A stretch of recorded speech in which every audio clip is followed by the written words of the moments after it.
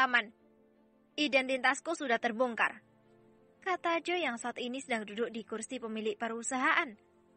Semua orang yang berada di tempat itu saling pandang mendengar perkataan dari Jo tadi. Kini, mereka hanya bisa menduga-duga apa yang akan dilakukan oleh Jo. Ketua, apa rencana Anda selanjutnya? Tanya Tigor. Sudah begini, mau bagaimana lagi? Aku juga lelah. Setiap hari harus bersikap seperti buronan yang pengecut. Aku mengetahui seperti apa Honor. Mungkin akan lebih adil jika dia mengetahui diriku.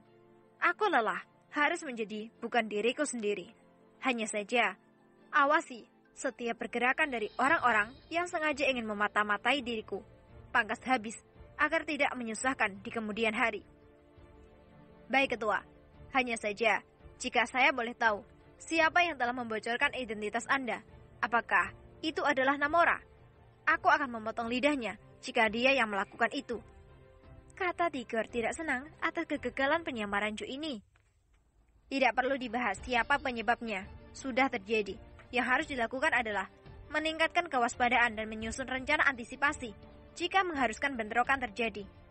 Hari kebebasan Marven sudah semakin dekat. Segera jalankan program proyek kita di Kuala Nipah. Kata Jo memberi perintah.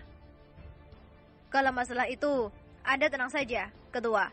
Semuanya sudah diatur. Sebagian armada transportasi kita sudah dipindahkan ke Kuala Nipah. Saat ini, kita sedang membangun pemandian air tawar. Itu dijangka akan selesai tidak sampai sebulan. Setelah itu, kita akan membangun beberapa penginapan eksklusif, pusat hiburan, dan tugas-tugas maintenance lainnya. Jawab Tigor. Ya sudah, aku harus segera kembali ke Kota Batu. Apakah mobilku sudah sampai, Paman? Tanya Jo. Sudah sampai dari sebulan yang lalu bersama dengan Erfor. Jawab Tigor. Hah? Mengapa aku tidak diberitahu bahwa Erfor ada di sini? Mati aku kalau Tiara tahu. Khawatir betul hati Jo saat ini. Dia takut kalau Tiara nanti akan salah paham terhadap dirinya. Karena dulu dia pernah mengatakan akan memiliki 4 istri. Walau itu hanya bercanda, tetap saja Tiara marah. Apalagi Erfor adalah 4 gadis Jepang yang sangat cantik. Modar Jo kalau Tiara sampai tahu. Hahaha, Anda bisa mengatur itu. Kalau urusan anak muda, saya angkat tangan. Kata Tigor tidak mau ikut menanggung resiko ketika Tiara dan Jo nantinya bertengkar. Tahan mereka di kota Kemuning ini, Paman. Aku takut mereka akan mengikutiku sampai ke Kota Batu. Kata Jo buru-buru meninggalkan ruangan pertemuan itu. Mau kemana Anda, Ketua? Kabur.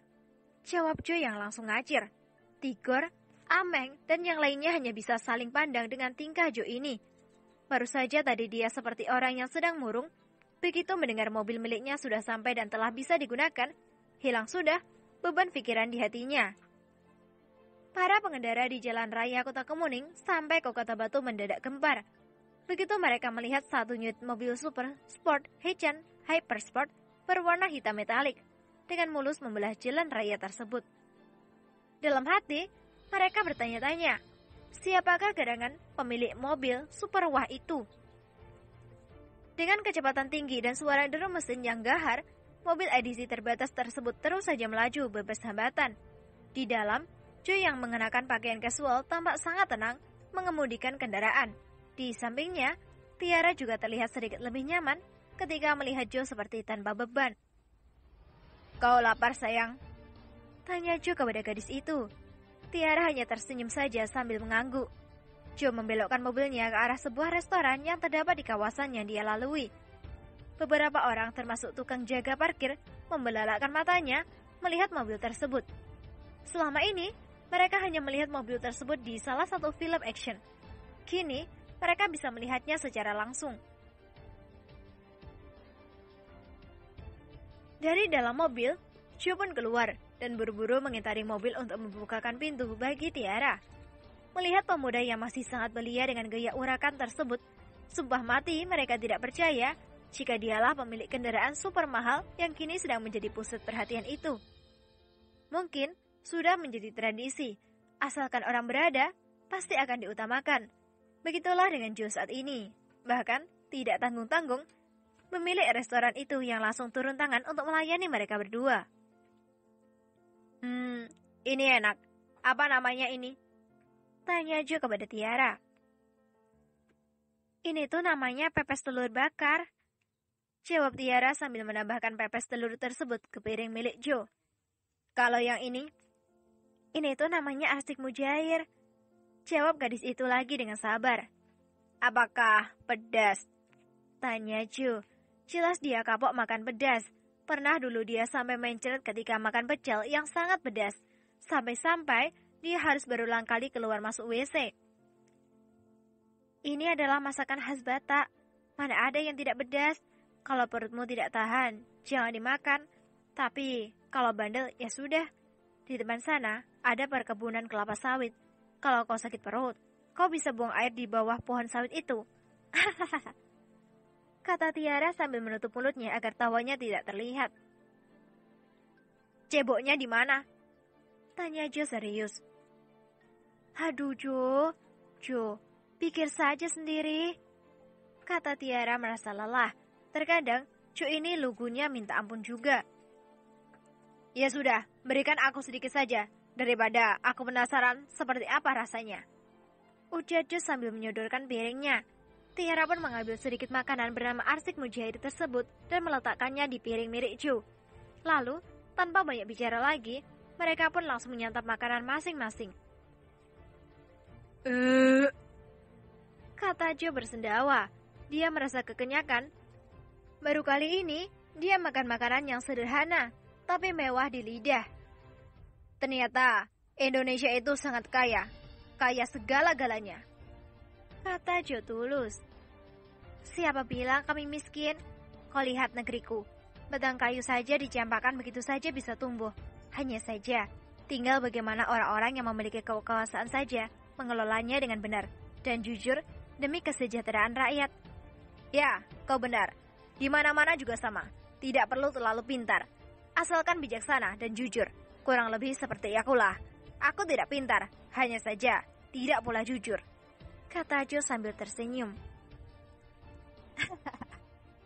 Orang sepertimu itu sulit untuk jujur. Kalau bohong saja bisa dipercaya. Cibir Tiara. Aku. Kata Jo sambil menunjuk ke arah hidungnya.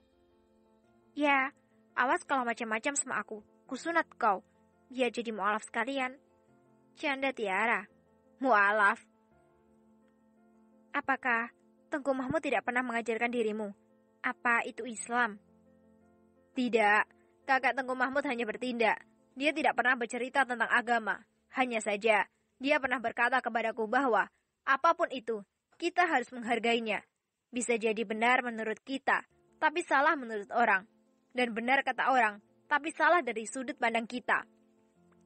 Maka, di sini kita harus bisa menerima perbedaan pendapat.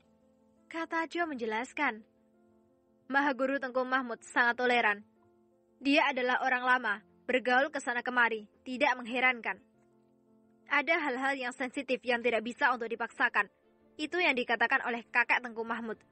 Aku hanya memperhatikan saja apa yang dia lakukan. Dia bangun di waktu subuh, di waktu lewat tengah hari, di Sabtu sore, di waktu pergantian antara siang dan malam, serta di waktu malam. Aku melihatnya, karena ketika itu aku yang menjorokkan diri untuk membantunya mengambil air.